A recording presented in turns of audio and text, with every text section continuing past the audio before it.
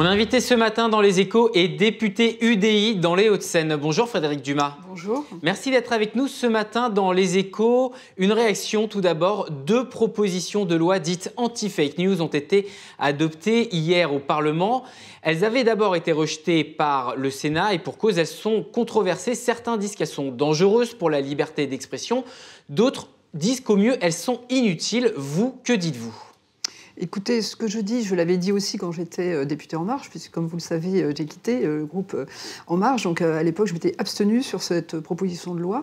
Et hier, nous avons effectivement voté majoritairement contre au groupe UDI, puisque en fait, moi, je la trouve plutôt inefficace. Oui. Dangereuse, on verra, mais plutôt inefficace, puisque notamment dans l'article 1, ce qui est proposé, c'est un référé de 48 heures pour aller devant le juge, donc pour demander si une information est fausse ou pas. Comment voulez-vous qu'un juge, en 48 heures, puisse déterminer si, par exemple, le compte aux Bahamas d'Emmanuel Macron était faux ou pas? Ça sera impossible.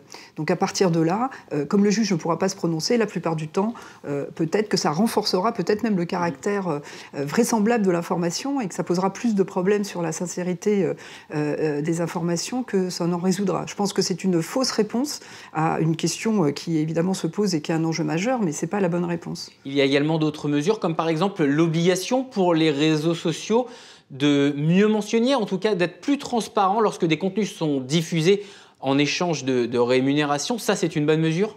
La transparence, c'est une bonne mesure, évidemment. Oui. Après, on n'était pas obligé de passer par la loi pour le faire.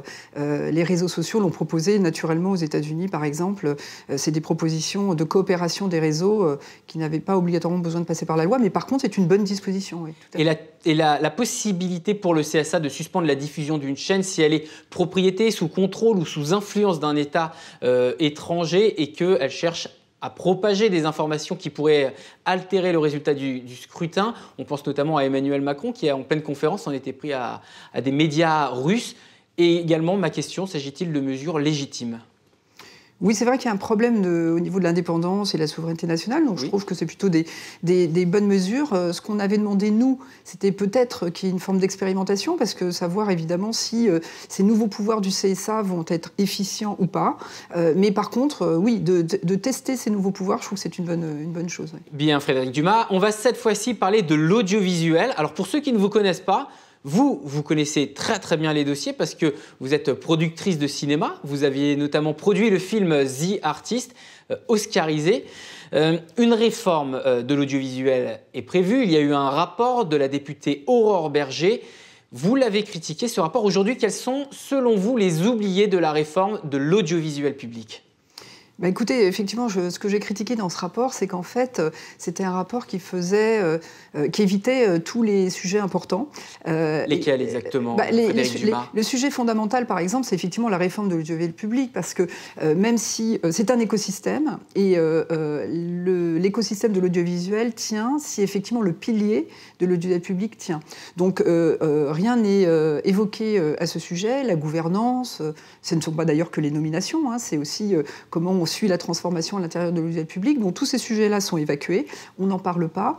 On évoque effectivement la transposition des directives européennes pour réguler et réduire les asymétries entre les acteurs classiques. C'est la directive SMA. Et voilà, et les plateformes, c'est un peu une évidence de les transposer, puisque de toute façon c'est obligatoire. Par contre, on oublie évidemment d'entamer le sujet, c'est quoi la transposition. Après, derrière, il y a tout à construire.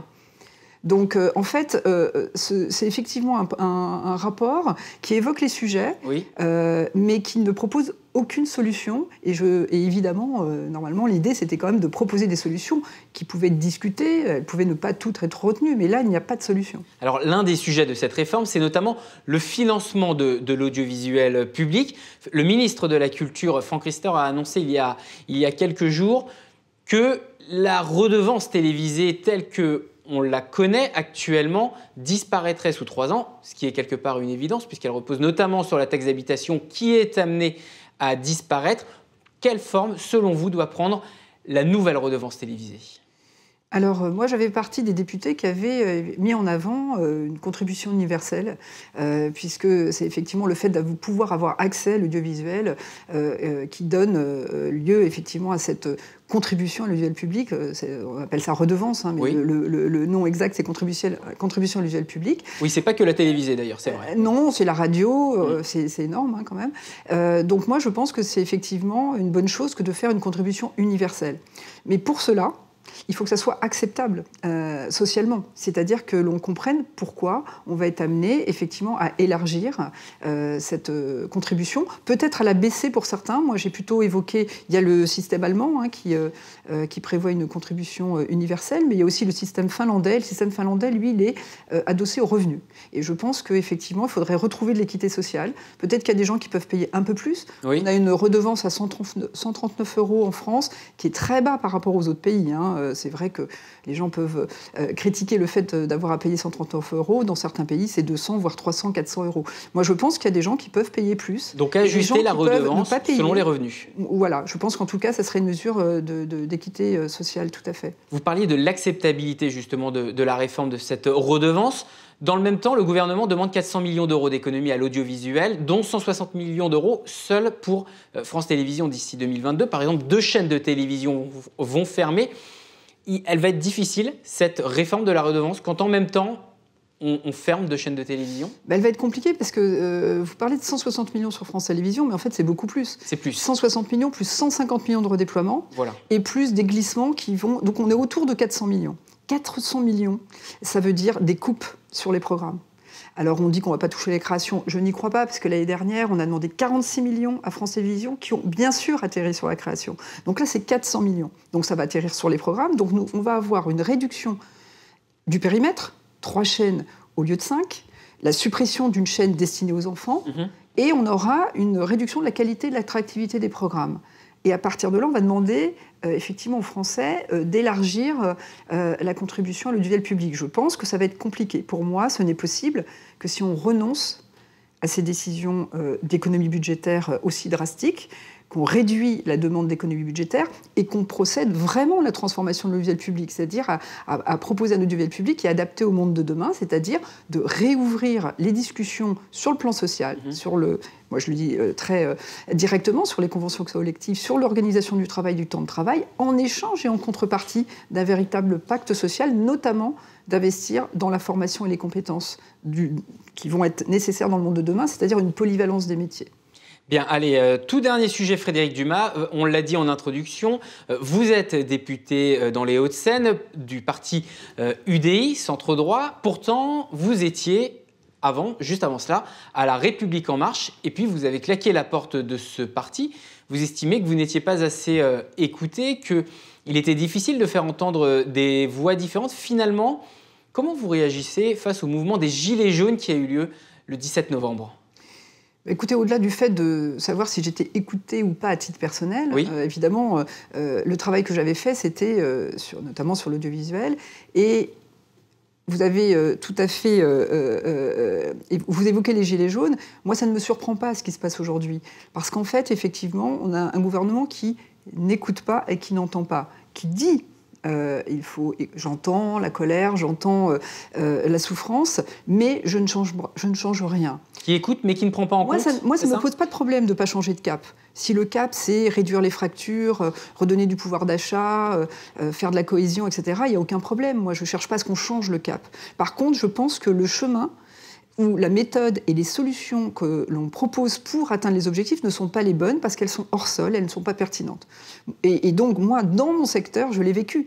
Lorsque j'ai une discussion avec le Premier ministre sur justement la suppression d'une chaîne pour enfants du service public destiné donc entièrement aux enfants, sans publicité, et que j'évoque les exemples étrangers, j'évoque l'exemple de la BBC qui a 2 chaînes pour enfants, et qui n'a basculé sur le numérique que sa chaîne Jeune Adulte, qui a perdu 85% de son audience. Donc j'évoque cet exemple étranger en parlant des fractures, et que le Premier ministre me répond « les exemples étrangers, on s'en fout ». C'est ce genre de réponse qu'on a. Attendez, il vous l'a dit textuellement comme ça? Textuellement, il y avait d'autres, je n'étais pas seule, il y avait d'autres députés, d'autres ministres qui étaient à ce petit déjeuner, et il a commencé le petit déjeuner par les exemples étrangers, on s'en fout. Ensuite, quand j'ai évoqué la fracture, il n'a pas voulu répondre. Parce qu'effectivement, quand on passe des chaînes sur le tout numérique, on sait qu'on aggrave la fracture, puisqu'il y a une fracture numérique, territoriale, physique, et il y a une fracture des usages. Donc si on refuse de tenir compte des usages, si on refuse de tenir compte des fractures, on va exactement là où on ne veut pas aller. C'est-à-dire qu'on aggrave les fractures et on fait monter les extrêmes. Donc on ne peut pas juste dénoncer les années 30. Ça ne sert à rien de les dénoncer les années 30. Les années 30, ce qui est arrivé à la fin des années 30, c'est arrivé parce qu'on n'a pas su apporter des solutions pertinentes ni résoudre les problèmes des Français au quotidien ou d'autres peuples. Donc les Français ont besoin de réponses immédiates. Et je voulais juste dire, par exemple, sur la transition écologique, moi, on n'arrête pas de dire c'était dans le programme, c'était dans le programme. C'est vrai que c'était dans le programme la taxation écologique, mais il y avait dans le programme également l'accompagnement. Et il y avait une phrase très claire qui était il faut absolument redonner du pouvoir d'achat aux plus modestes en réduisant la facture. Le chèque énergie, tout ce qui a été annoncé, la facture, ce n'est pas suffisant. Chauffage et carburant. Oui. C'était ça. Donc pourquoi on n'évoque jamais cette promesse-là ? Puisqu'aujourd'hui, on n'a pas redonné du pouvoir d'achat aux Français en réduisant la facture chauffage et carburant des plus modestes. Donc moi, ce que j'aimerais bien, c'est qu'on fasse du vrai en même temps. Et les Français, en fait, seraient prêts à comprendre cette politique de taxation, de fiscalité écologique, si on redonnait du sens, si on mettait vraiment l'argent qui est issu de cette taxe sur la transition écologique pour qu'elle soit ambitieuse et qu'on le mettait vraiment pour accompagner les plus modestes. Merci Frédérique Dumas d'avoir été mon invité ce matin dans Les Échos. Je rappelle, député UDI dans les Hauts-de-Seine.